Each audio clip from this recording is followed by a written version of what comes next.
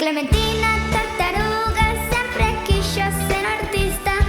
Pinta cadros, facer música e viaxar como turista.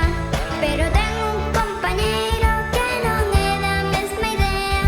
Pensa que esas non son cousas pra unha tartaruga femia. E mercou unha gaiola da garza e os barricados con prexuizos e cos soños afogados.